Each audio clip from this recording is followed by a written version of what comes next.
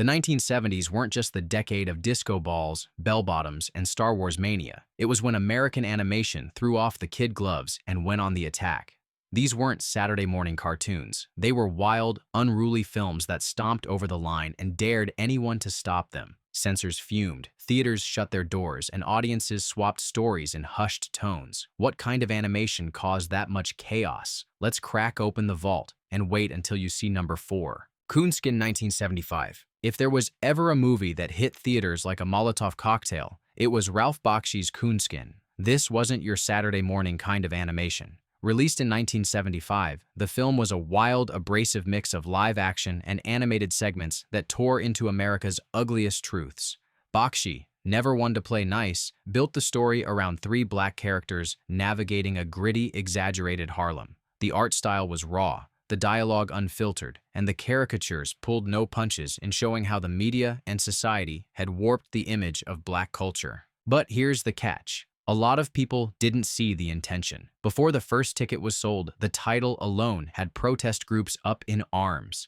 The Congress of Racial Equality organized pickets outside theaters. Paramount, the studio behind it, pulled its support entirely after the backlash exploded. Some cities banned it outright. Others had theaters quietly yank it after a few days, fearing the angry crowds gathering out front. Critics couldn't agree on what they'd just seen. Some praised its guts and brutal honesty, calling it a piece of political art that said what polite America wouldn't. Others dismissed it as offensive beyond redemption. But even the loudest detractors admitted they'd never seen anything quite like it. Over the years, Coonskin has been reevaluated. What once got it buried is now seen as its strength, a refusal to soften the edges or dilute the message. In the 70s, it was too hot to handle. Today, it's proof that animation can hit as hard as any live-action protest film. Back then, though, it didn't just cross a line, it bulldozed it. Fritz the Cat, 1972. This is the one that started the fire. Ralph Bakshi's Fritz the Cat wasn't just another underground comic adaptation, it became the first animated film in US history to earn an X rating. Based on Robert Crumb's character, the movie threw audiences into a fast-talking, streetwise version of America packed with sly digs at politics, race, and youth culture. Fritz himself was a self-absorbed college cat chasing thrills, drifting from beatnik hangouts to city protests to back-alley trouble.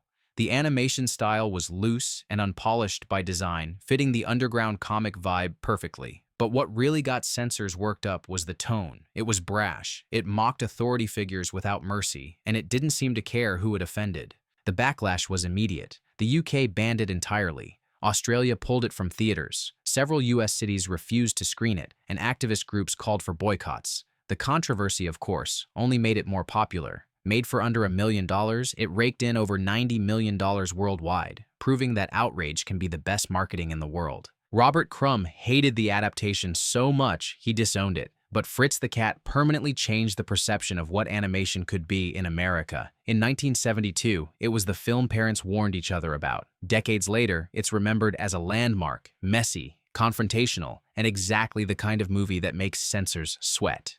Tarzan, Shame of the Jungle, 1975. Picture this. You take one of the most famous adventure heroes in American pop culture, strip away all the heroic shine, toss him into a cartoon jungle full of oddball characters, and then hand the US dub to a couple of Saturday Night Live's most unfiltered comedians.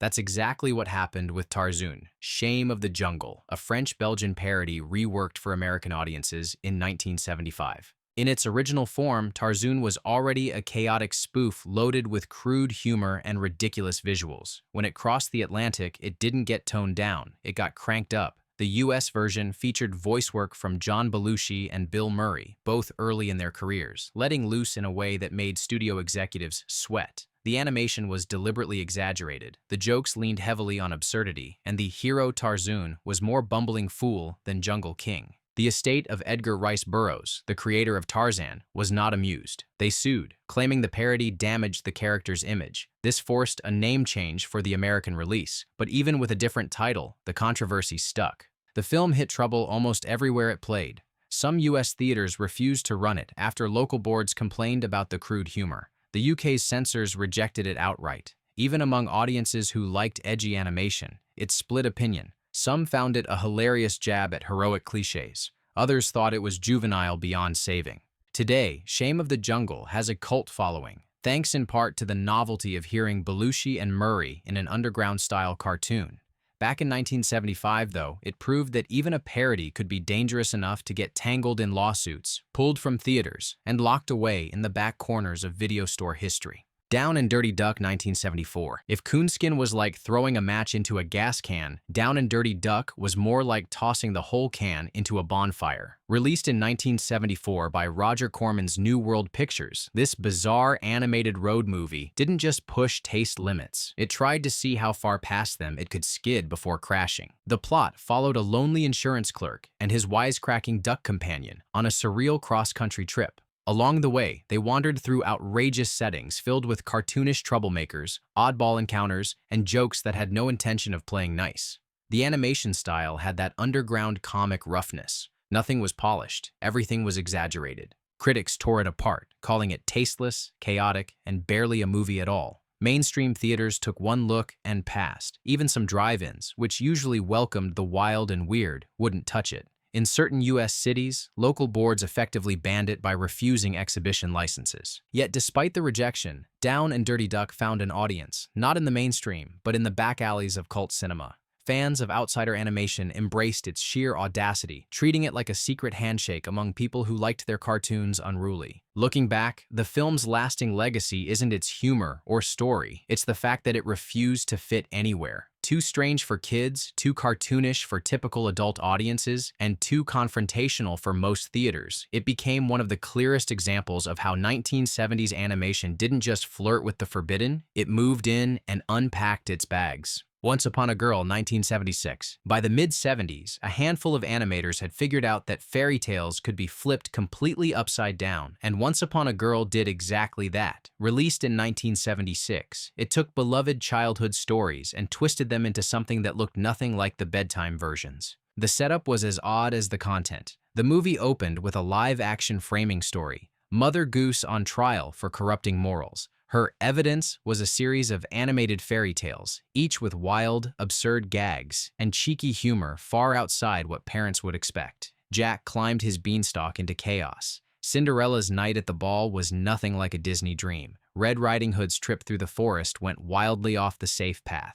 Behind the scenes, some of the animation work was done by veterans from big studios like Hanna-Barbera, but you'd never know it. Most used fake names in the credits to protect their careers, knowing full well this wasn't the kind of film you bragged about at a corporate meeting. When it premiered, Once Upon a Girl was quickly targeted by censors in several states. The combination of familiar characters and outrageous humor was too much for local boards, and many theaters wouldn't book it. Those that did often faced pressure to pull it after the opening weekend. It faded from mainstream awareness, surviving mostly through underground video copies traded in the 80s. For those who saw it, the shock wasn't just in the jokes, it was in realizing that animators who grew up making Saturday morning TV could produce something so completely off the rails. In 1976, that was enough to get it yanked from more than one marquee. Rude Dog and the Dweebs, 1979. Before Rude Dog and the Dweebs became a short-lived Saturday morning cartoon in the late 80s, there was an earlier, very different version that few people have seen. In 1979, a pilot episode was produced that aimed for a late-night adult audience rather than kids. The animation still featured Rude Dog and his gang of misfit mutts, but the humor was sharper, meaner, and sprinkled with language that would never fly on network television. This wasn't the skateboarding, neon-colored mutt most remember.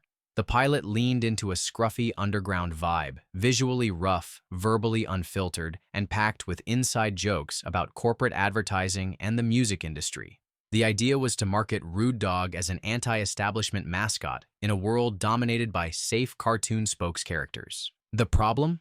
Television executives took one look at the pilot and ran in the opposite direction. It never aired, and word spread that it had been rejected for content.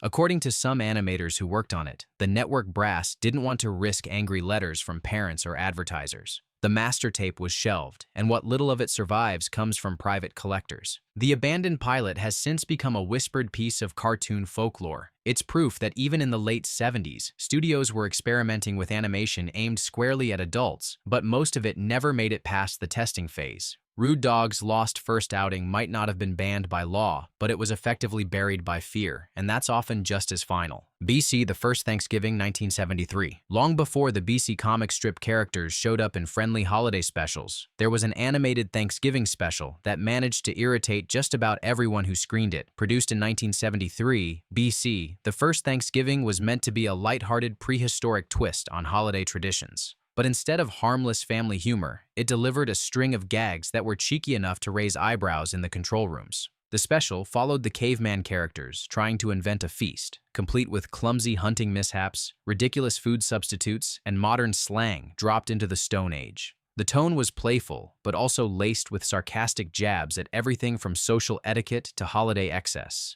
Some broadcast affiliates balked at airing it after previewing the final cut, claiming parts of the humor were unsuitable for a primetime holiday slot. In a few regions, it aired once and was never scheduled again. While it wasn't officially banned nationwide, enough stations refused to carry it that the special effectively disappeared. For years, it lived only in the memories of viewers who caught that single broadcast. When tapes began surfacing decades later, fans debated whether it was ahead of its time or just a clunky misfire. Either way, it's one more example of how 70s animation sometimes slipped through the cracks and just as quickly got shoved back in. Heavy Traffic 1973. If Fritz the Cat cracked the door for gritty adult animation, Ralph Bakshi's Heavy Traffic ripped it off the hinges. Released in 1973, this was Bakshi at his most personal, drawing from his own experiences growing up in the rough, unpredictable streets of New York City. The film followed Michael, a young cartoonist navigating a world of hustlers, gang fights, and busted dreams. It blended live-action bookends with wild, sometimes surreal animation, creating a tone that shifted from brutally real to dreamlike without warning.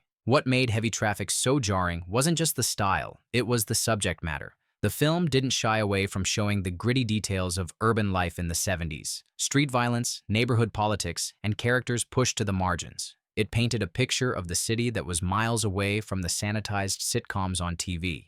The MPAA slapped it with an X rating, which instantly limited its theater options. Some major cities refused to book it at all, while others ran it only in grindhouse theaters where late-night audiences were used to challenging material. Local censorship boards demanded cuts. Some prints were hacked apart just to pass. But Heavy Traffic also earned something Fritz didn't: critical respect. While plenty of reviewers found it offensive or overly chaotic, others praised it as raw street poetry, a film that captured a truth about urban America most people never saw. For Bakshi, it was proof that animation could tell stories as rough and real as any live-action drama. For censors in the 70s, it was one more reason to keep certain films out of the public's reach. Raggedy Ann and Andy, 1977. On the surface, Raggedy Ann and Andy, a musical adventure, looked like a safe bet, a musical cartoon based on beloved dolls, directed by animation legend Richard Williams. But before it became the version that hit theaters in 1977, there was a much darker, stranger cut that test audiences got to see, and didn't exactly love.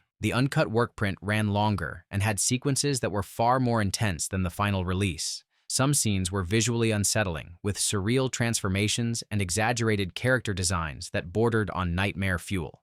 The humor was weirder too, leaning into moments that felt almost sarcastic rather than sweet. When the test screenings wrapped, studio execs panicked. They ordered significant edits to make the movie more child-friendly. Whole sequences vanished. The pacing was altered. The final cut that went to theaters was brighter, safer, and easier to market. The uncut version was locked away, effectively banned from public release by the very people who made it. Over time, bits of the original work print surfaced in animation circles, passed around as a curiosity. Fans debated whether it was genuinely better or just more interesting because it was hidden. Either way, it's a prime example of how a film doesn't have to be controversial for obvious reasons. Sometimes it's simply too odd, too intense, or too off-brand for a studio to risk showing the world. The 9 Lives of Fritz the Cat, 1974. If the first Fritz the Cat opened the door for adult-themed animation, its sequel barreled through it at full speed and straight into a brick wall of controversy. Released in 1974, The 9 Lives of Fritz the Cat picked up with the same feline anti-hero. Only this time, original creator Robert Crumb wanted nothing to do with it. In fact, He hated the first film so much that in his own comics, he had already ended Fritz's story in the most final way possible. Without Crumb's involvement, the sequel turned into something stranger and louder. Instead of a grounded narrative, the movie played out as a series of bizarre daydreams. One moment, Fritz was imagining himself as a war soldier in a twisted version of history. Next, he was blasting through outer space on a strange errand. The scenes were connected more by chaos than plot, with bits of political satire scattered between over-the-top antics. The problem was that the first film balanced shock with a sharp social bite. 9 Lives went for shock first, everything else second. It was cruder, messier, and seemed more interested in pushing buttons than making a point. That didn't sit well with audiences or critics. The movie earned an X rating again, was banned entirely in places like Australia, and faced heavy edits in other countries before being allowed on screen. In the US, it still managed to pull in enough curious viewers to make a profit, but its reputation tanked fast. Fans of the first movie felt it was a hollow follow-up, and the cultural conversation it sparked was more about its excesses than its ideas. Today, The 9 Lives of Fritz the Cat stands as a cautionary tale in animation history. It showed that once you've shocked the world, doing it again without substance isn't rebellion, it's just noise. And in the mid-70s, that noise was loud enough to get theaters to slam the doors shut. These weren't the cartoons you grew up with. They were whispered about, pulled from screens, and hidden away. In the 1970s, American animation broke free from the kiddie table and walked straight into territory that rattled studios and censors. Which of these would still cause a stir today? Comment, subscribe, and uncover more untold cinema stories.